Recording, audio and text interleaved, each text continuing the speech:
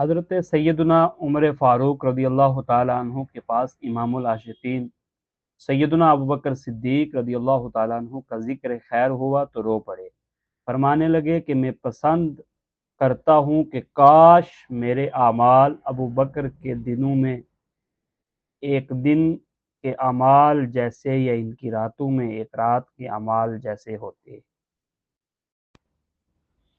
پس رات تو ان کی وہ رات ہے جب رسول اللہ صلی اللہ علیہ وسلم کے ساتھ غار کی طرف چلے۔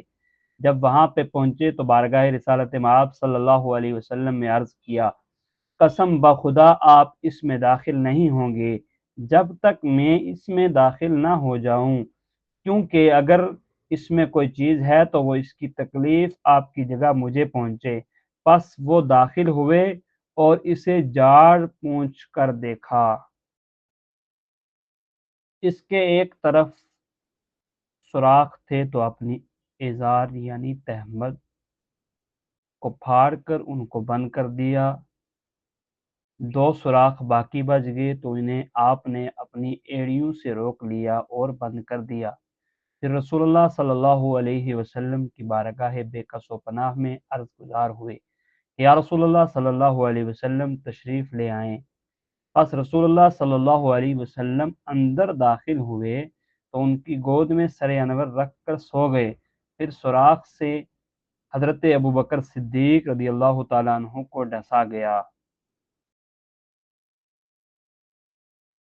انہوں نے اس ڈر سے حرکت نہ کی کہ رسول اللہ صلی اللہ علیہ وسلم بیدار ہو جائیں گے، لیکن امام العاشقین کے آنسو رسول اللہ صلی اللہ علیہ وسلم کے چہرہ والضحیٰ پر گر پڑے۔ محبوب کبریا صلی اللہ علیہ وسلم نے فرمایا، اے ابو بکر کیا بات ہے؟ آپ عرض گزار ہوئے، یا رسول اللہ صلی اللہ علیہ وسلم میرے ماں باپ آپ پر فدا ہوں، میں ڈھس لیا گیا ہوں۔ رسول اللہ صلی اللہ علیہ وسلم نے اپنا لعاب دہن لگا دیا تو ان کی تکلیف جاتی رہی۔ پھر بوقت وصال اس زہر نے عود کیا اور وہی زہر ان کی وفات کا سبب بنا۔ رہا ان کا دن تو جب رسول اللہ صلی اللہ علیہ وسلم نے وفات پائی تو اس وقت بعض اہل عرب مرتد ہو گئے اور کہا ہم زکوٰۃ نہیں دیں گے۔ انہوں نے فرمایا کہ اگر وہ اونٹ کا گھٹنا باندھنے کی رسی بھی روکیں گے تو میں اس پر ان کے ساتھ جہاد کروں گا۔ میں عرض گزار ہوا کہ اے رسول اللہ صلی اللہ علیہ وسلم کے خلیفہ، لوگوں سے الفت کیجیے اور ان سے نرمی سے سلوک فرمائیے۔ پھر آپ رضی اللہ تعالیٰ عنہ نے مجھ سے فرمایا کہ اے عمر رضی اللہ تعالیٰ عنہ، تم جاہلیت میں بہادر اور دور اسلام میں بزدل ہو گئے ہو۔ بے شک وہی منقطع ہو گئی، دین مکمل ہو گیا، کیا یہ میرے جیتے جی گھٹ جائے گا؟